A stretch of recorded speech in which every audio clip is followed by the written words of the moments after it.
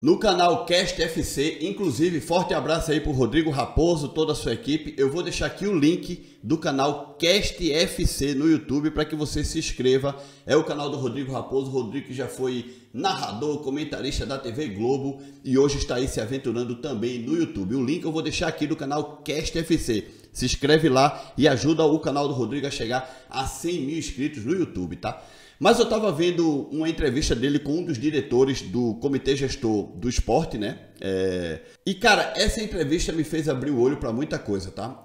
Principalmente de que Pedro Lima foi realmente um achado impressionante do esporte. E vai ser difícil o esporte ter um novo Pedro Lima por enquanto, tá? Pelo menos para vender pelos valores que o Pedro Lima foi vendido. Seja a posição que for, lateral direito, esquerdo, meio-campista, atacante. Claro que seria bom o esporte fabricar da sua base um jogador como o Pedro Lima todo ano. Imagina, 50 milhões de reais nos cofres do esporte todo ano, vindo da base, seria extraordinário, claro. Ou mais, quem sabe. E ainda por cima, no futuro, tendo aí direito como clube formador, porcentagem por venda do outro clube que adquiriu o jogador, porque o Pedro Lima foi para o Wolverhampton e o esporte tem 10,2% aí ainda de futuras transações, além do sistema de solidariedade de clube formador, né? Neste vídeo eu vou colocar aqui um áudio do diretor do esporte, de um dos diretores do esporte do comitê gestor de futebol do esporte, e ele explica aí, detalha como foi essa transação do Pedro Lima. E cara, não foi fácil, o esporte saiu vitorioso nessa transação, por mais que vai receber uma parte no fim do ano, outra parte no próximo ano, mas foi uma transação muito boa para o esporte. E veja através dessa entrevista como o clube amadureceu nesse sentido, né?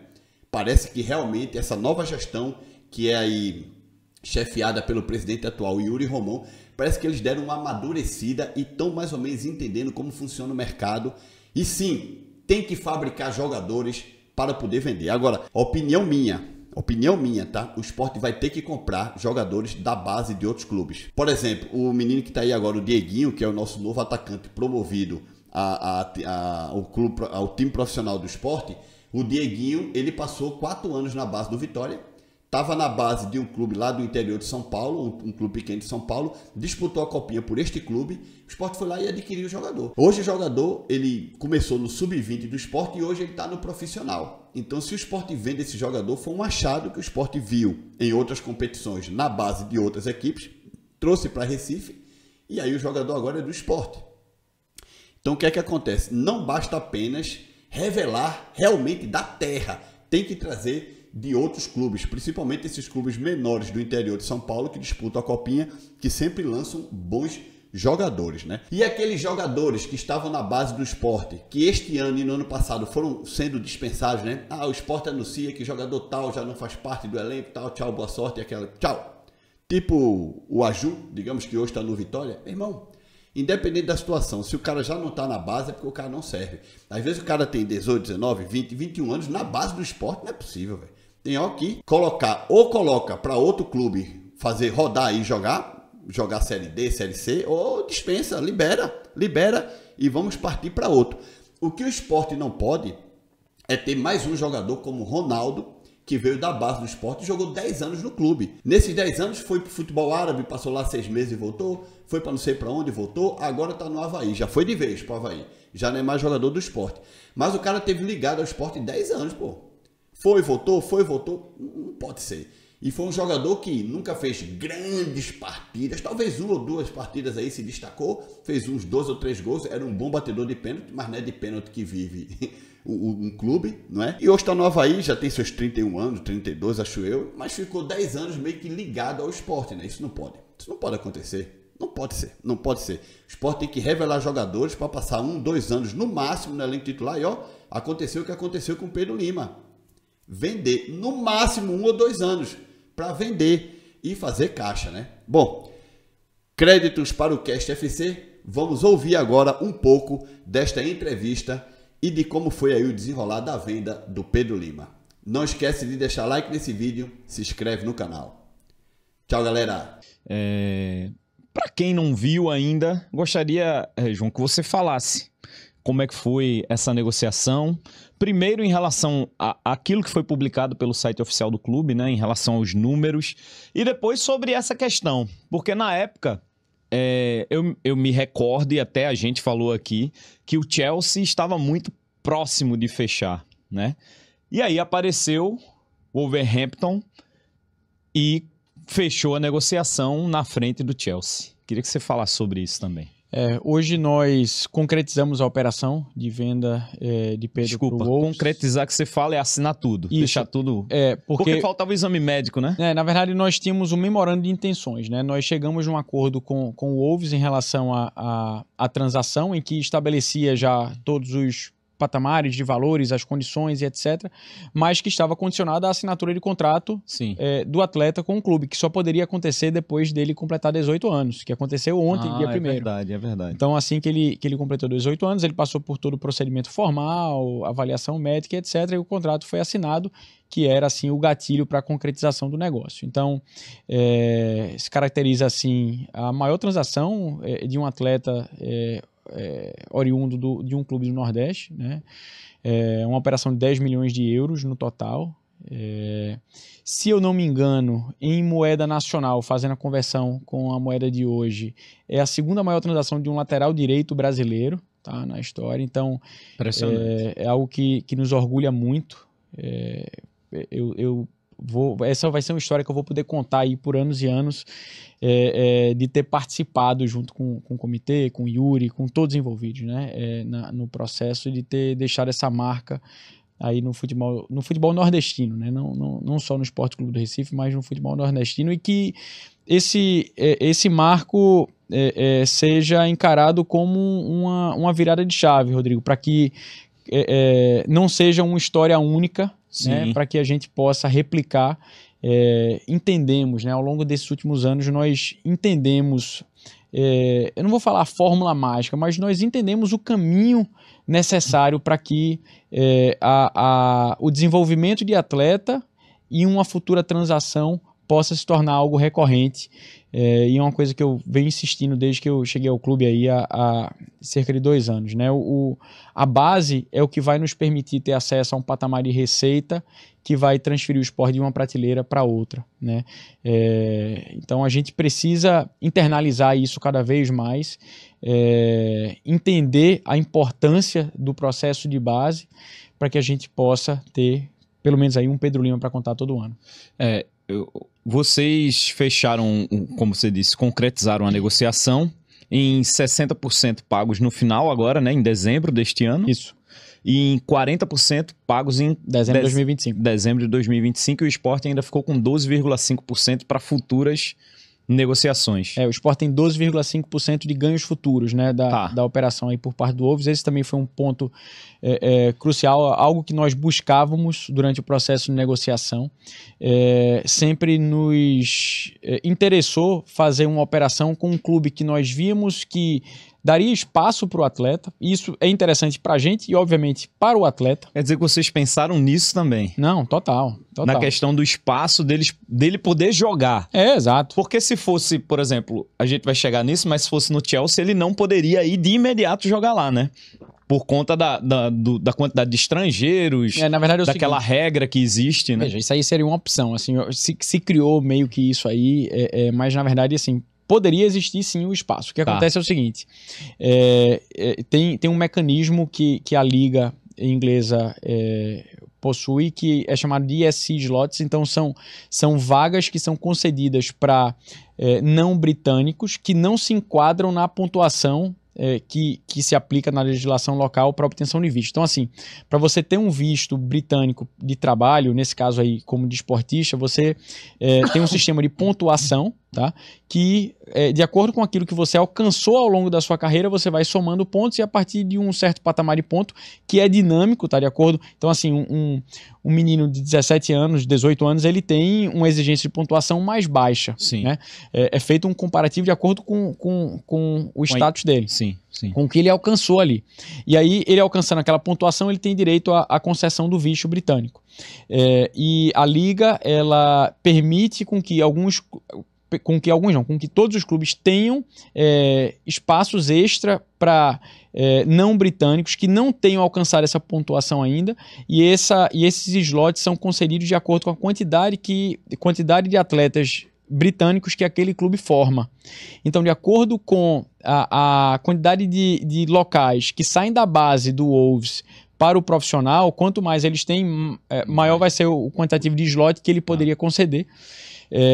E durante o processo de negociação com o Wolves também isso foi negociado, né? Então foi um dos pontos aí de negociação. Veja quão complexa é uma negociação como essa, né? Muito, assim, não bastante. paga o X, beleza, aperta a mão aqui e leva. Não, é uma negociação que envolve uma série de detalhes, inclusive nesse nível de detalhe, né?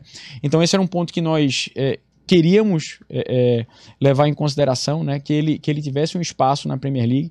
Foi estudado, obviamente, aqui composição de elenco, projeto que o clube tinha para o atleta. O Wolves fez uma apresentação descrevendo o perfil técnico do elenco, perspectiva futura para ele.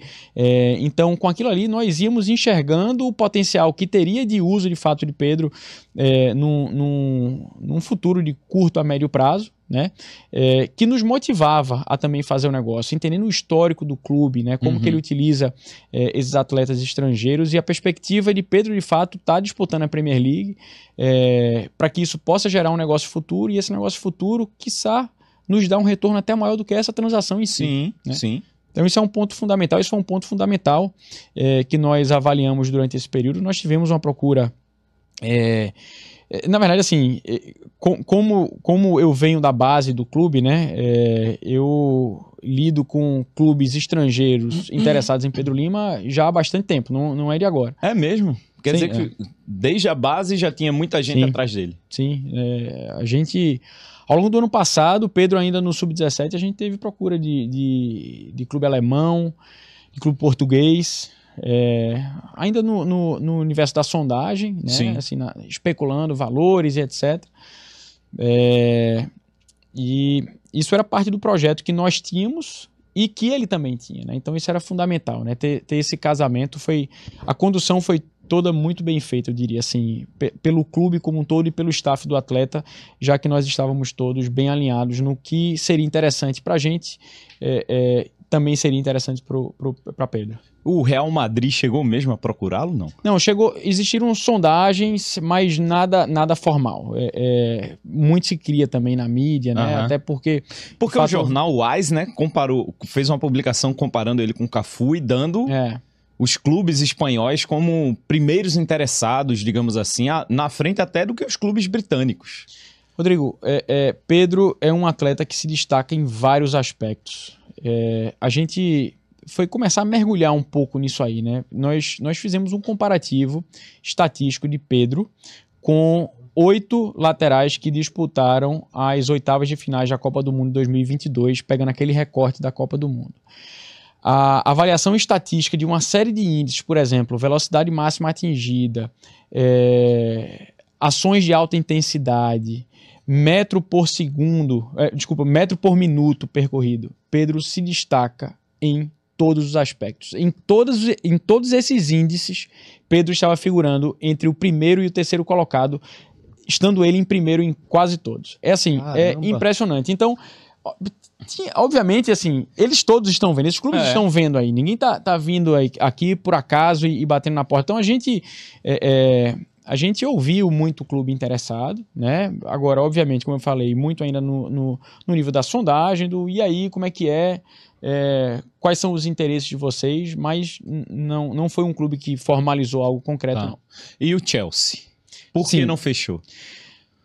Veja, o Chelsea não fechou por uma série de fatores, não seria nada específico, tá? Era um clube que nós estávamos sim conversando, foi um dos primeiros clubes que demonstrou interesse no atleta. Fez proposta também? Fez proposta também, até por uma questão de respeito e ética de mercado, a gente não vai abrir valores e um detalhamento, né, da proposta, mas a verdade é que o Wolverhampton atendeu os diversos pleitos que o clube tinha, né, em termos de negócio, e foi uma melhor alternativa para o esporte e para Pedro.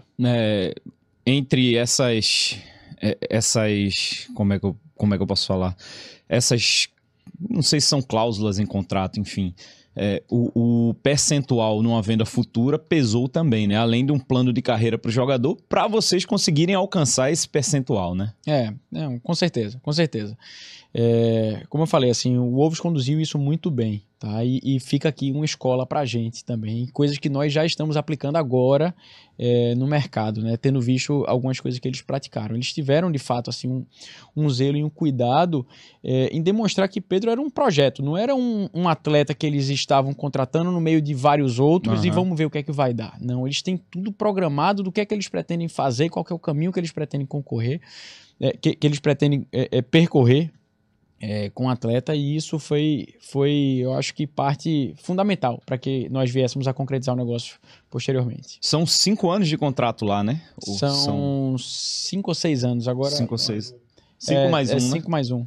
E esse percentual fica durante esse período apenas? Esse período, né? Qualquer transação que gere um retorno financeiro para o clube, inclusive com empréstimos, também seria somado ao total de receita gerada, e o clube tem uma participação do ganho de 12,5%. Qualquer negociação.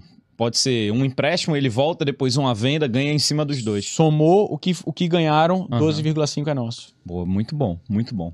É uma mudança realmente de patamar, porque, assim, hoje, ainda bem que a gente tá vendo, né, no mercado do Nordeste, Bahia, Fortaleza, hoje o Sport que assumiu esse patamar de liderança, né, com essa negociação. A gente tá vendo atletas saindo direto daqui do Nordeste para a Europa. Porque antes você tinha que fazer um caminho para ir para um clube do Sul, para depois chegar na Europa. E é um caminho muito oneroso para um clube que investiu tanto naquilo ali, né? Que, como você disse, fez pesquisa, investimento, fez vários tipos de análise. Quer dizer, tudo isso requer trabalho, pessoas, dinheiro, investimento, e que você perde muito disso uma ida dele para o Sul, por exemplo, para o Sudeste.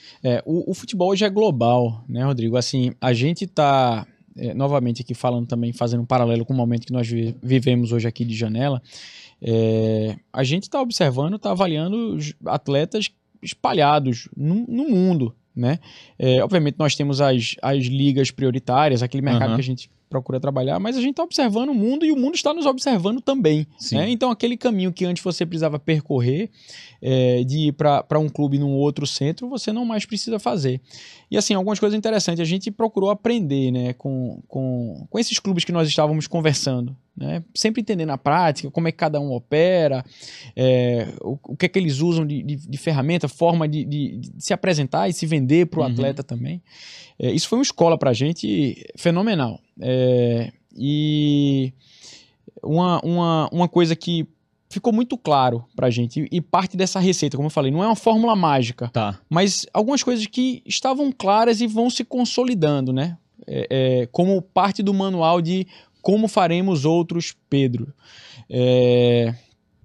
Você precisa ter exceções. Onde é que Pedro foi uma exceção? Pedro foi uma exceção porque Pedro foi um atleta de Mundial Sub-17. Então Pedro faz parte de um grupo extremamente restrito de 20 e poucos atletas. Então ele é uma exceção. Obviamente, para ele chegar lá, ele é uma exceção técnica, né? Pedro é muito bom para estar lá. Eu coloquei aqui alguns exemplos. Então não é só colocá-lo num ambiente de exceção que por si só vai resolver, não. Você precisa ser muito bom em inúmeros aspectos. O aspecto físico de Pedro sobressai, o aspecto mental de Pedro sobressai. Quando você vai e coloca Pedro no segundo ou terceiro jogo ali dele como profissional, jogando contra o Bahia, um dos principais rivais do clube, num estádio com 40 e poucas mil pessoas, e ele tá não lá sentiu. Jogando como se estivesse jogando... Contra o Atlético Mineiro ele não sentiu. Então, assim, não acontece por acaso, né? Agora, quando eu falo que você precisa estar num ambiente de exceções, é isso. Você precisa fazer um recorte para que o atleta esteja num mercado, num ambiente em que ele faz parte de um grupo minoritário. Porque isso toca o alarme lá dos sistemas de scout que todos esses clubes estão utilizando. Então, Pedro foi observado. Pedro, e essa foi uma pergunta que eu fiz lá ao head scout do Wolves, foi como que vocês chegaram em Pedro?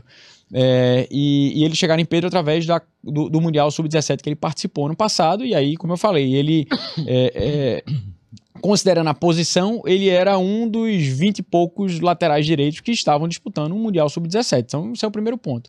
E estando ali, você pode comparar a performance dele com a performance do lateral da geração inglês, o francês, o argentino, e como que ele performa naquilo ali. Então, essa foi a exceção de Pedro. Mas Pedro continuou a se inserir no mercado de exceções, como 17 anos, com a minutagem relevante num clube profissional de massa, né, de destaque no cenário nacional, que é o Sport Clube do Recife. Então, ele permaneceu nesse recorte de exceções que faz com que os holofotes desse mercado de scout estejam ali nele. Como fazer outros Pedros? Conseguindo trazê-los para um mercado de exceção. Uhum. Então, se nós conseguirmos trazer atletas, por exemplo, de 18 anos para figurar no nosso elenco profissional com a minutagem num elenco profissional, isso aqui vai fazer parte de um recorte minoritário. Me arrisco a dizer aí que hoje existem menos de 20 atletas nessa faixa etária com minutagem relevante aqui numa Série A, Série B.